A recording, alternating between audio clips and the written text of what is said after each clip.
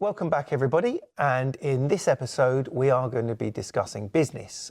I'd like to introduce you to Joanne. Joanne, how do you do today? Very well, thank you. Excellent stuff. And Joanne has stepped in today, and we're going to get a lady's perspective on things today. Exactly. So thank you, Joanne. And today we find ourselves sitting in this amazing Aston Martin 700 brake horsepower limited edition race car, really. Now, why are we sitting in this? Well, because today we're going to be discussing my past in business. And the majority of my businesses have been automotive based, luxury car based and supercar based.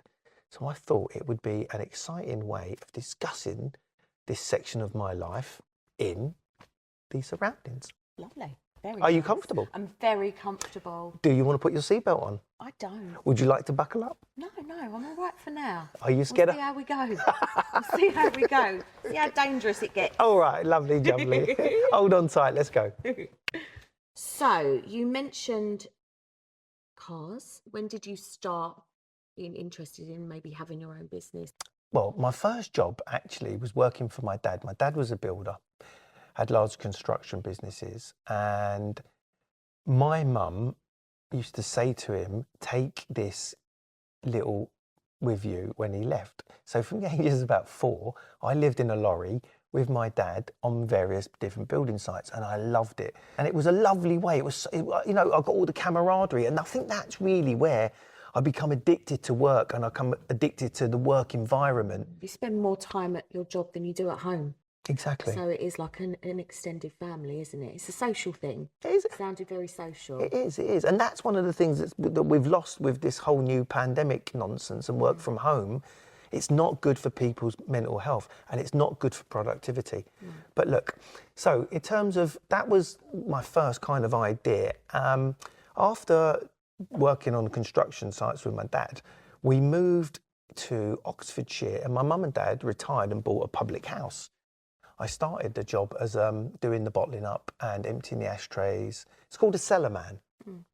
So at the end of every morning, I'd get up, replace all the drinks, clean all the tables, do all this, and it was 25 quid.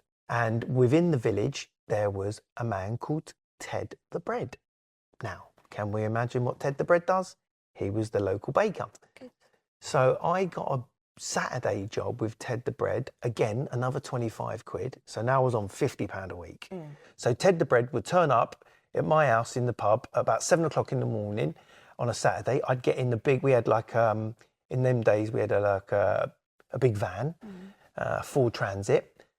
And it would, as soon as you open the door, it would be filled with the smell of fresh white cut bloomers and cakes. Now I'm addicted to cakes.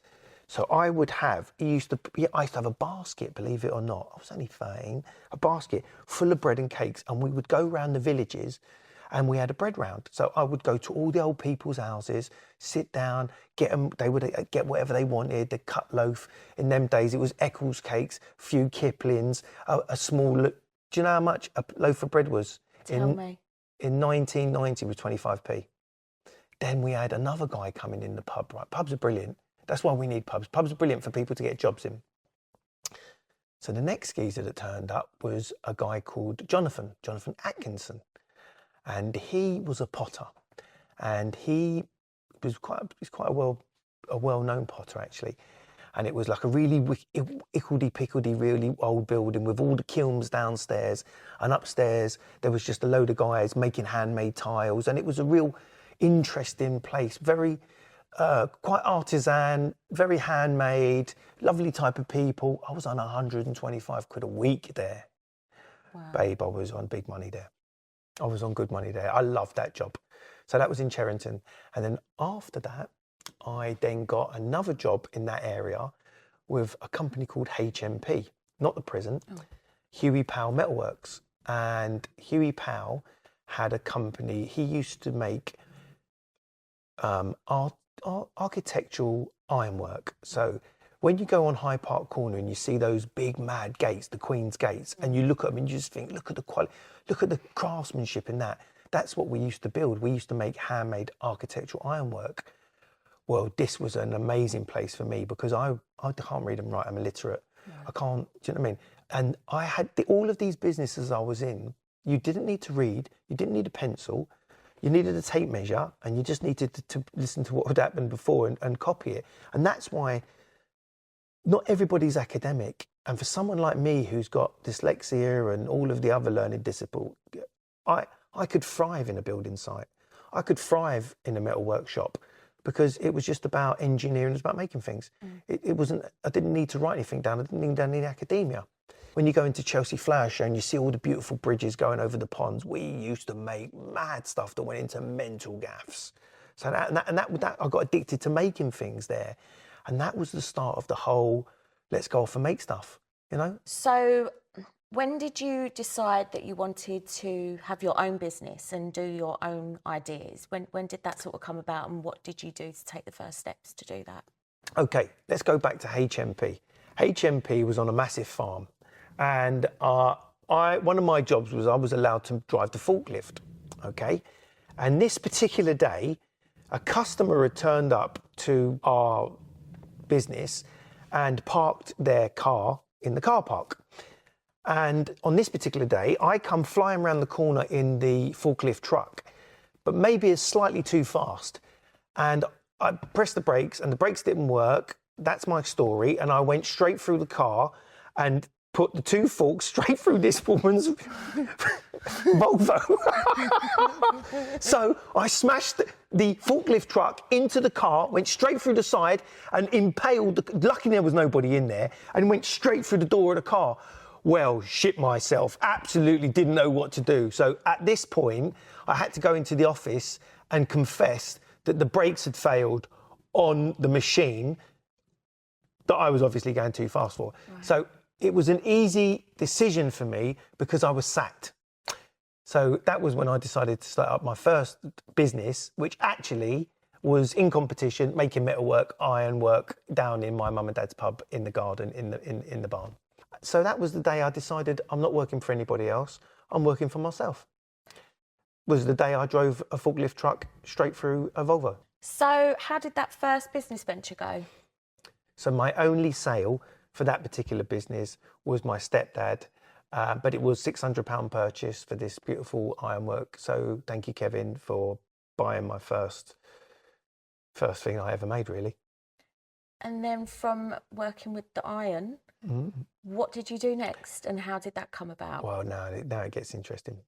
I got my first BMW, a BMW 318, which I got off from my off my brother's mate, Roy.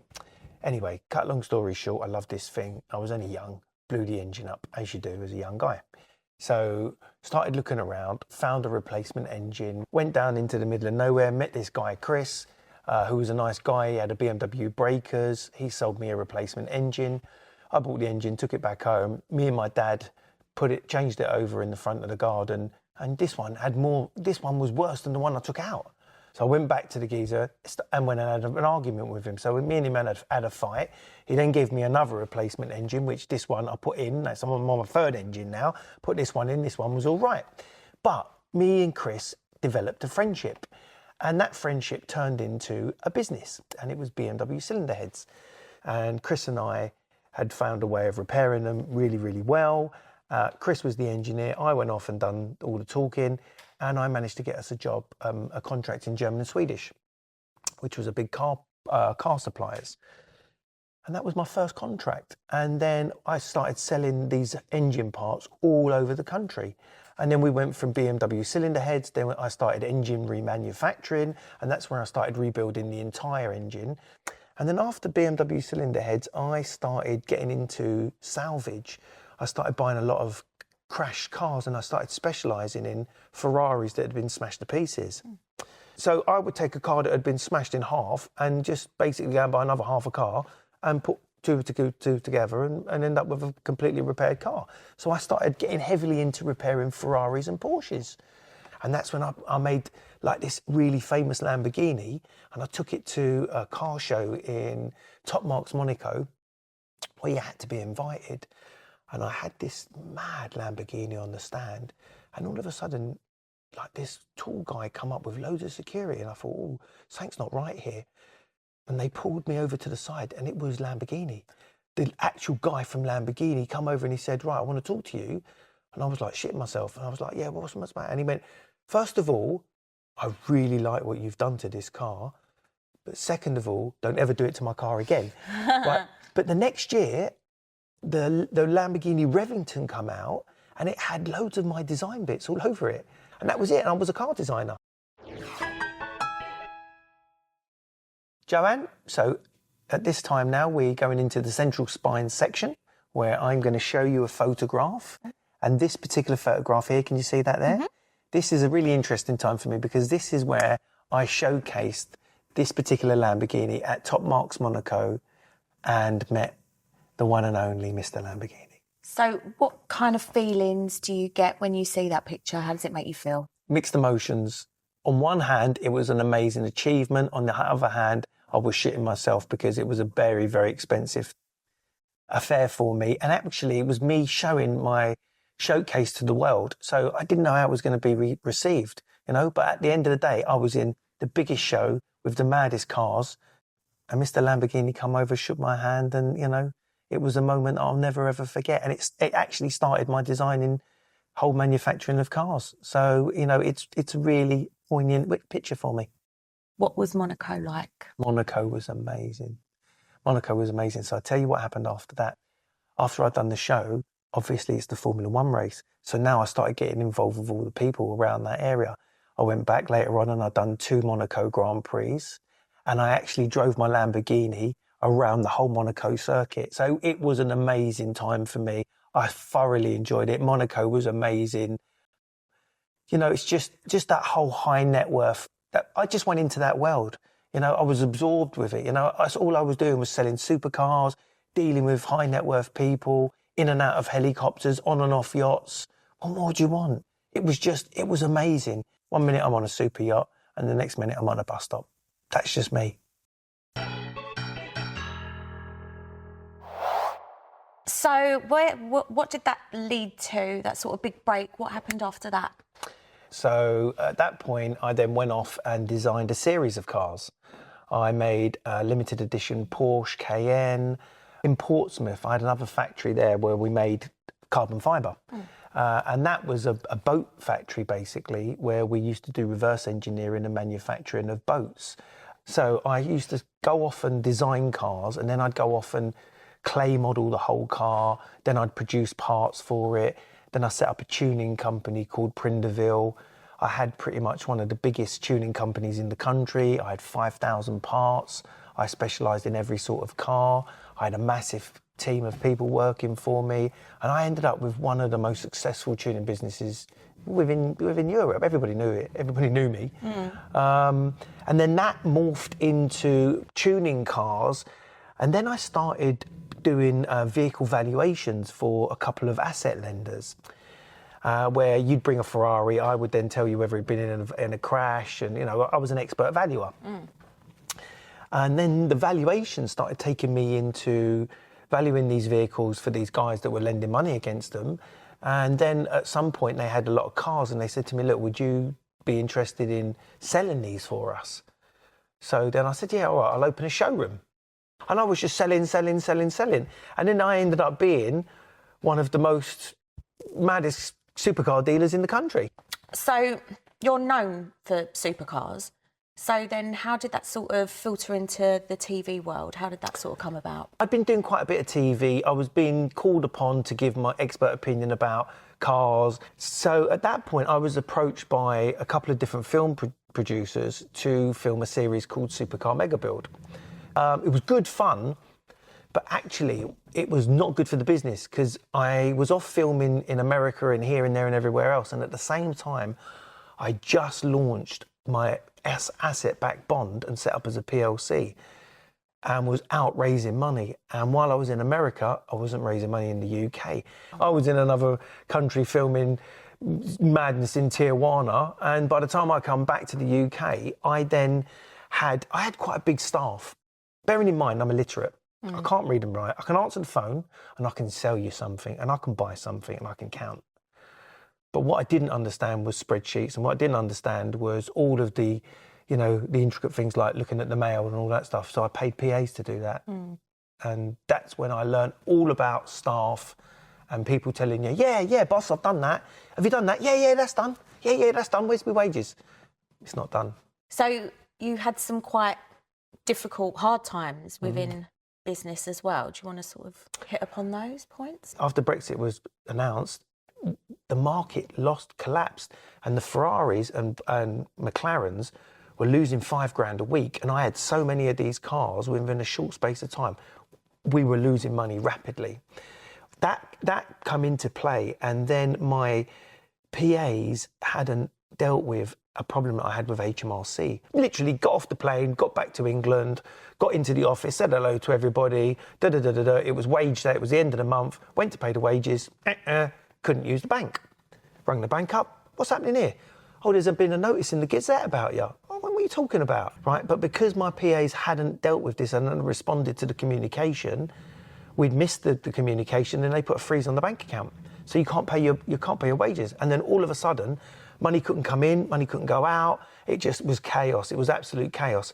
And because I couldn't pay any of my suppliers, all my suppliers started getting crazy. I couldn't pay for any of the cars that I'd already bought. It was just like chaos. So I paid the bill, like 45 grand, come back 2 weeks later, and then a fraudulent company jumped up and said, oh, no, he owes us 25,000 for some rates that we got him rate relief years ago. I said to the judge, when was this? They went, whatever. I said to the judge, but I'd moved out 2 years earlier. It just goes to show you, this country is the most difficult place to run a business. You are completely scammed through the whole way along it, through VAT, through taxation. We are what keeps this country going, small, medium-sized businesses. But yet, what they want to do is they want to give Amazon and all of the big guys zero tax, make everything easy for them and kill all of the small entrepreneurs and all of the people that are actually giving the value to other people. So with all your experience, all your knowledge, let's bring it to present day. What's going on now? I'm actually not allowed to have a business. Can you believe it? I've been given a 10-year directorship ban from ever running a business again. Right. So at the moment, I'm kind of retired. It's been really good for me because I'm working class, I come from nothing, I made loads of money, I lived a life that I never thought would ever, I lived a rock star life. I had absolutely everything in abundance. And then God brought me back to zero. Took me back to zero, took me into depression. I had a breakdown. I went for a really, really bad journey. And out of that, I'm now very focused on social housing. I'm focused on apprenticeships. I'm focused on why have we got so many kids not having the opportunities to get into a job, to get into apprenticeships. I can't read and write. I'm working class, and I see a massive gap now between the youth of this country and the opportunities that they've got. So I'm 50 now. I've lived a life. I've experienced everything I could. If I died tomorrow, I've done everything, and I'll go happily. But I think now it's my turn to pass some knowledge down and to work on the next generation because they don't have opportunities. I want to go to prison, take guys out of prison that have been stealing cars, and I'm going to teach you now how to fix cars. So I'm involved with a company that's heavily involved with electric cars, engineering them, helping people fix them, teaching mechanics how to do it. I'm working on a couple of other supercar type businesses as well, advising people on how they get from A to B. I've done it all. If you want somebody who's been there, got the T-shirt, gone through the whole A to B of it, that's me, I've done it. So now I've got the blueprint. I'm helping people who have got the energy and they're on the path, but they don't really know what they don't know. Really, I'm now I'm the mentor that I needed years ago. And the more successful you get, the more pressure you get, the more you start relying on drink and drugs and all of these other things that effectively collapse you and collapse your business, because it's about being able to cope, Joe. So Joanne, thank you so much for helping me record this podcast. Have you enjoyed it? I have. It's been very interesting. Very, very interesting life you led. Now, do you fancy going for a spin? Yes, I do. Say goodbye. Bye-bye. Bye-bye. Bye-bye. Oh!